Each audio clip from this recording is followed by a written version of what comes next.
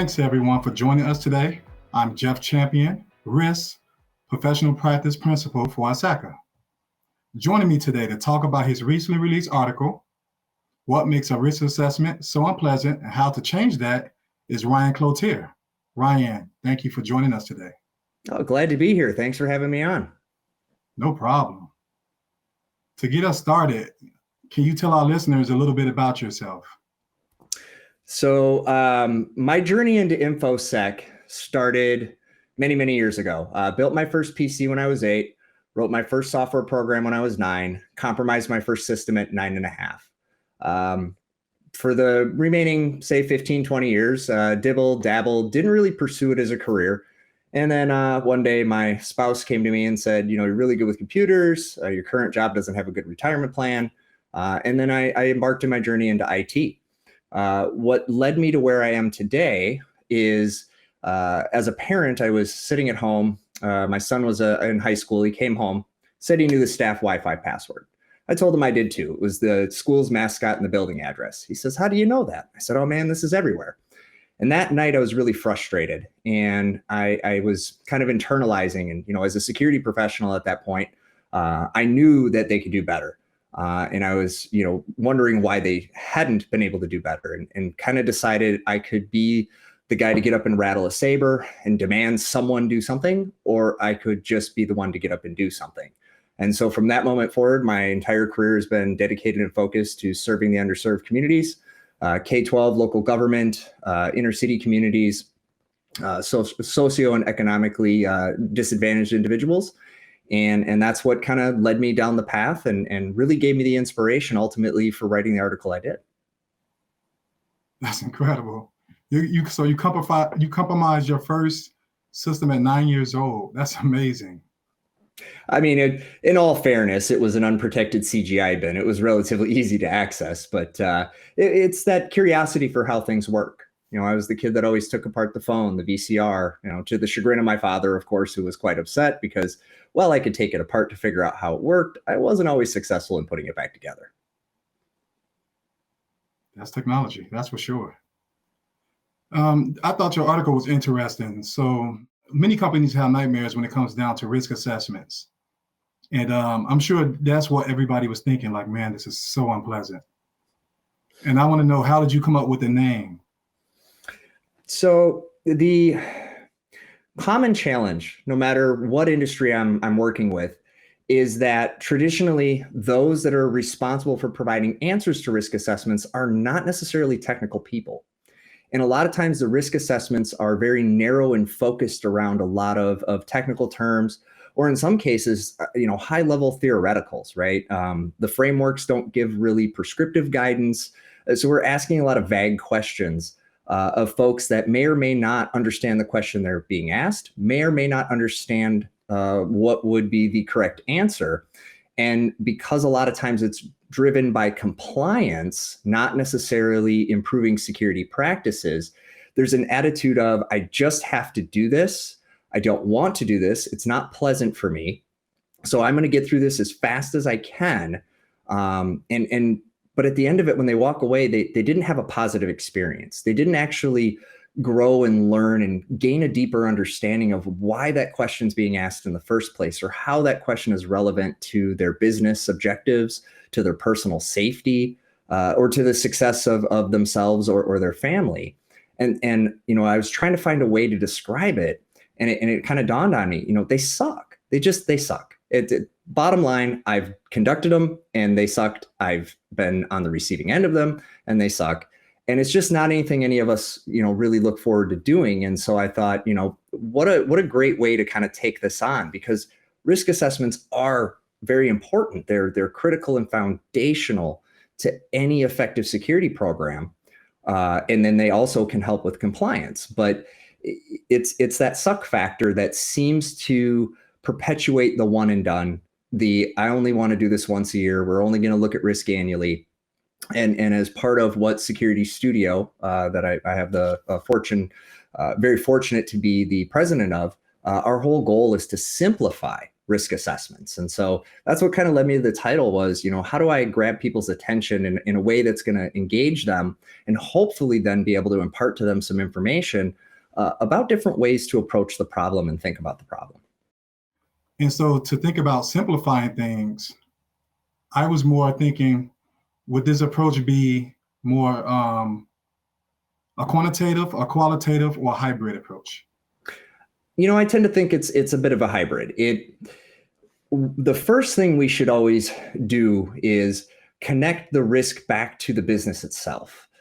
Technical risk is great. Engineers love engineering. I myself geek out. I definitely enjoy it. But to really have it be impactful and meaningful, we've got to start connecting it back to the business.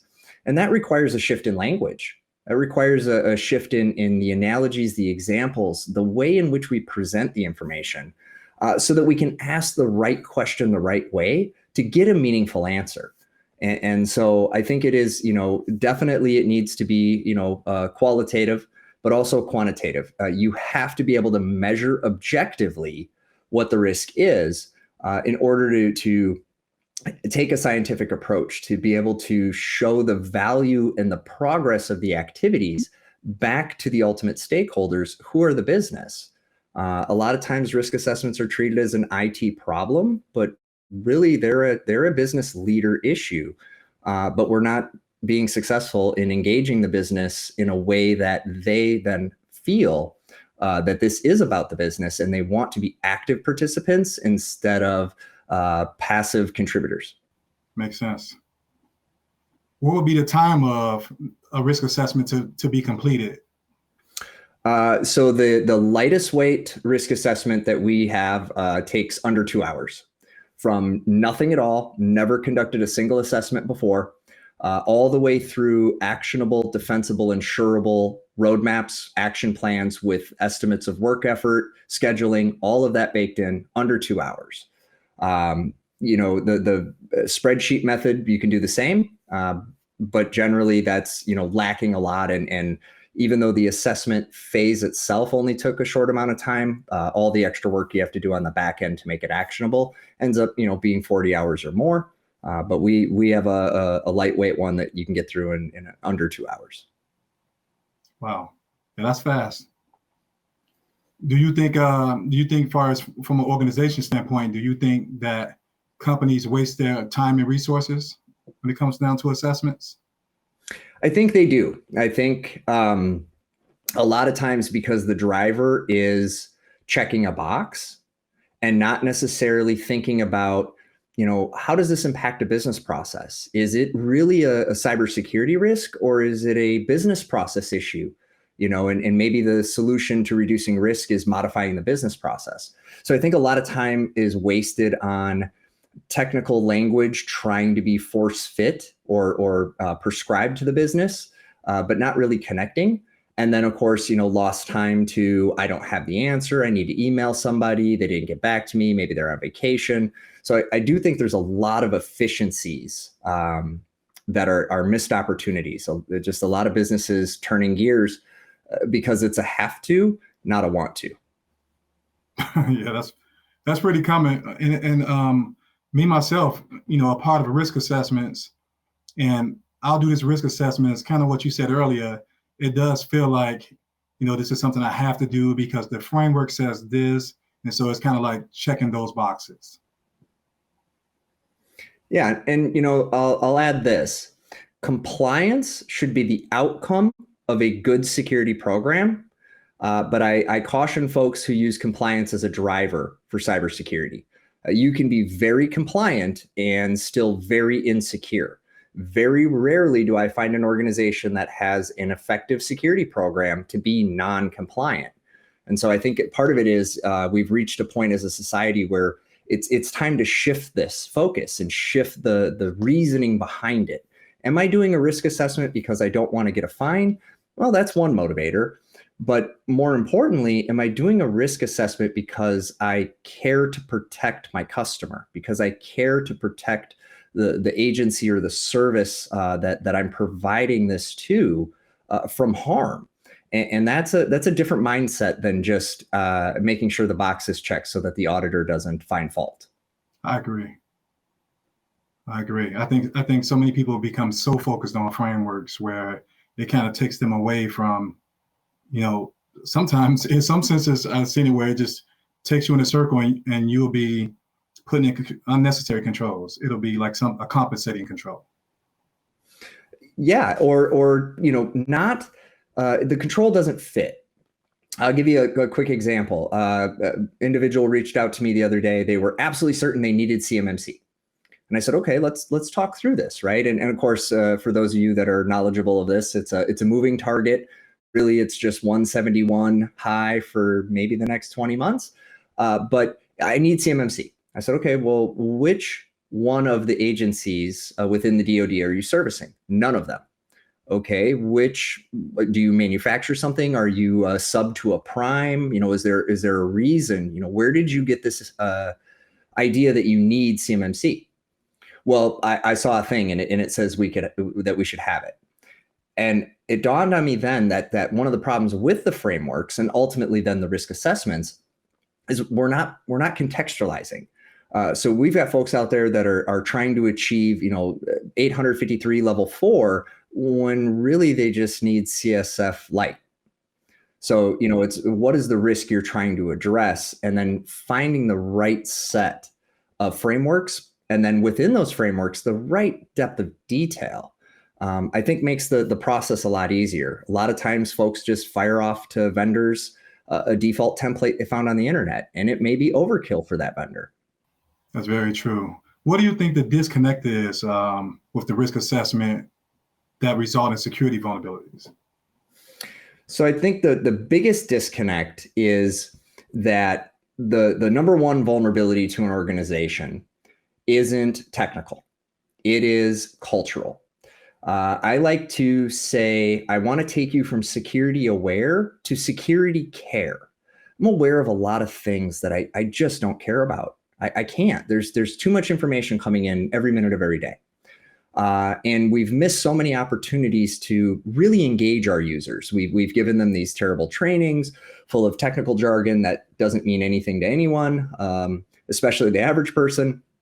And instead of using that as an opportunity to talk about their dinner table at home, to talk about, how they're keeping their family safe, the family photos. Most of us don't have a shoebox of pictures under the bed any longer, right? It's all on the phone. So are we backing that up?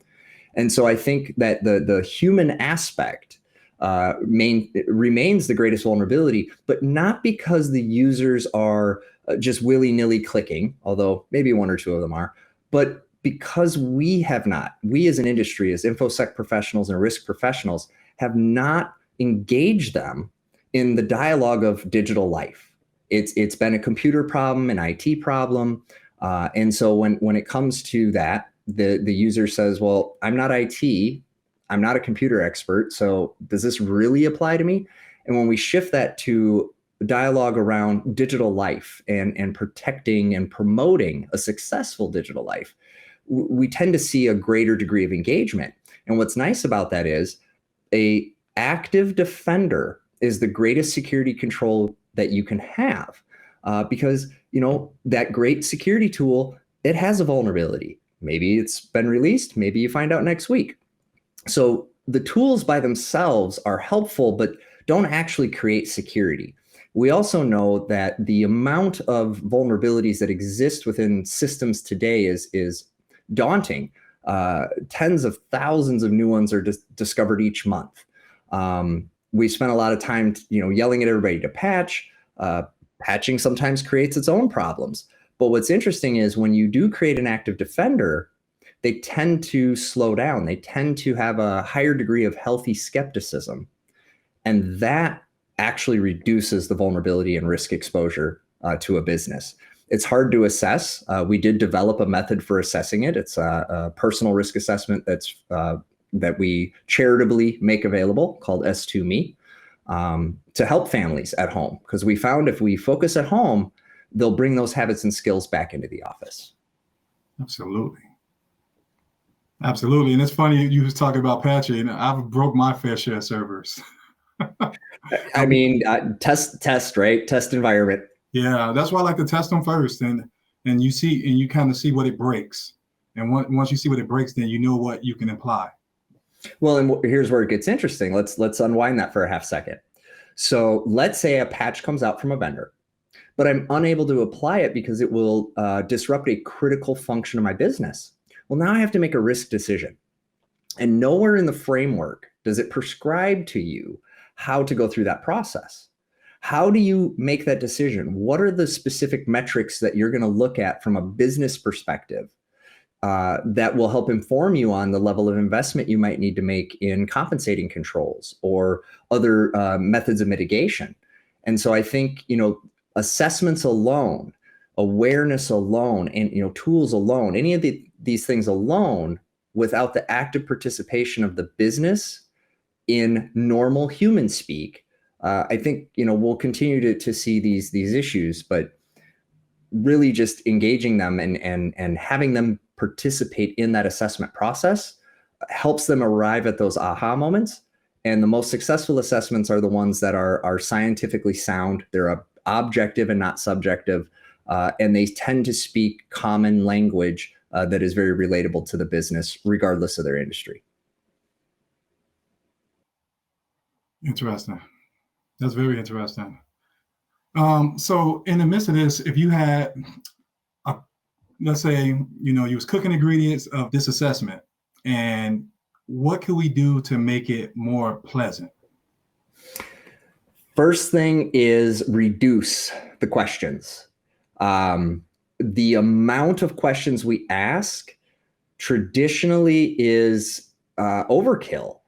A lot of information can be gleaned from less but more thoughtful questions. So for example, in the Security Studio solution, first I'm going to ask you if you manage your firewall. And if you say that you don't manage it, there is no point in asking you the ins and outs of how. That's just adding additional volume and increasing the time until you can complete that assessment.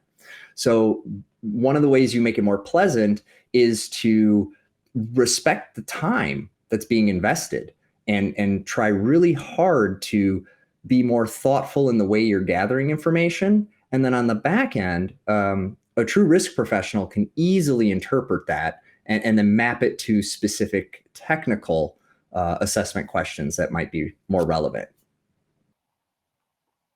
Are there some ways translated risk can help an organization make smarter decisions? I'm just curious about that. Conversation. It's a human thing. It really is. It's I'll give an example of how we help K-12. So Security Studio created the world's first comprehensive ISO NIST aligned risk assessment, but did it in language that resonates with K-12. So if you go into K-12 and you say, let's talk about business continuity, the first gut reaction is we're not a business. So now they're already beginning to shut down. You don't get it. You're not, familiar with what matters to us. And so you're already entering that at a disadvantage. What we did is said, well, wait a second, they're not a business. What do? Now they are in the business, and that business is learning. So a simple word modification from business to learning, we were able to release a learning continuity plan. You can get that on our website, no email gate, completely free, no gimmicks. And we found great success. They said, oh my gosh, this just makes sense. We talked about curriculum systems, not business systems.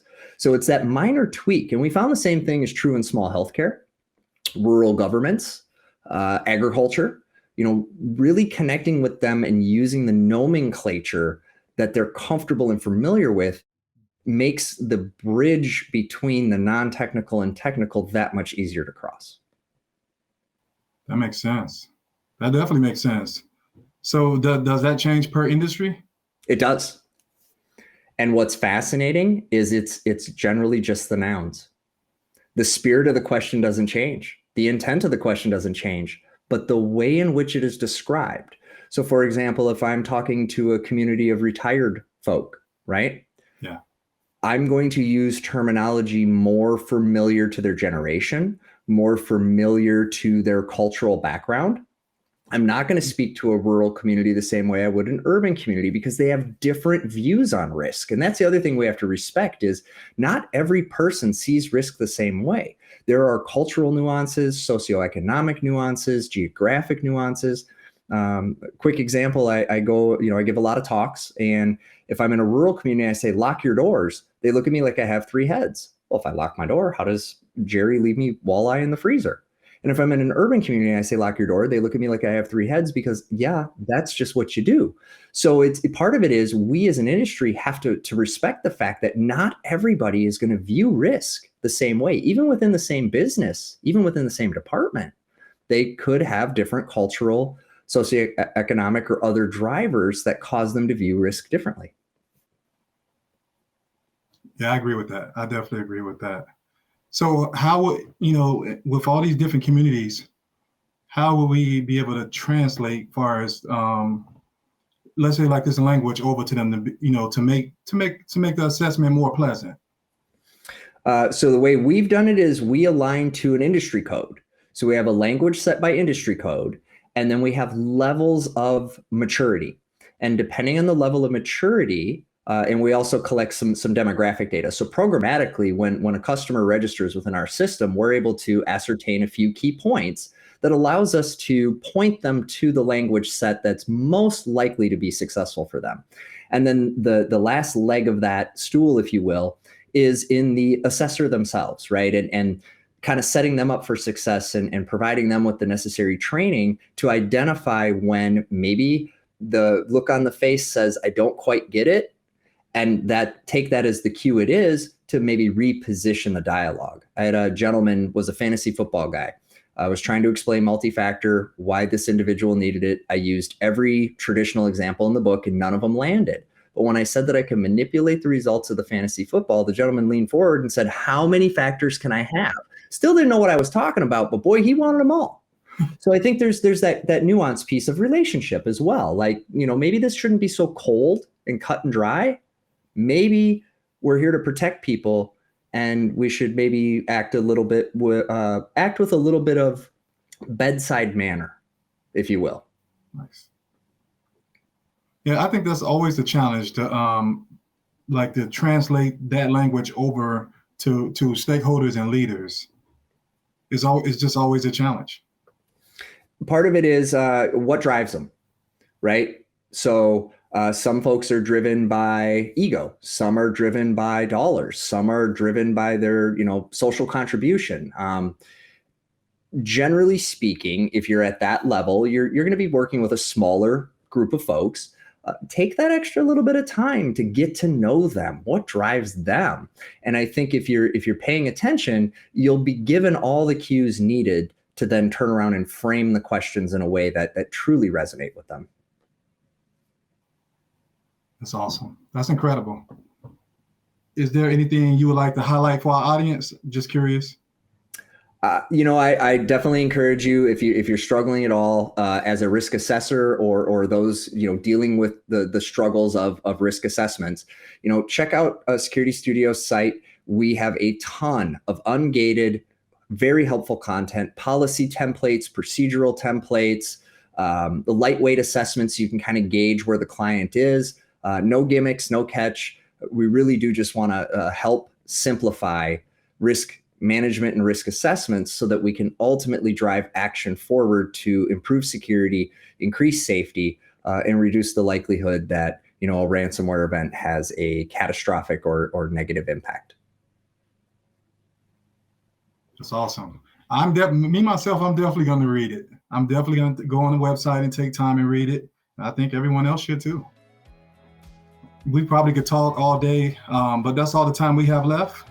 Thank you for taking the time to chat with me. Click below to read Ryan's full article. It's fantastic, a good read. I'm Jeff Champion, and thank you for tuning in.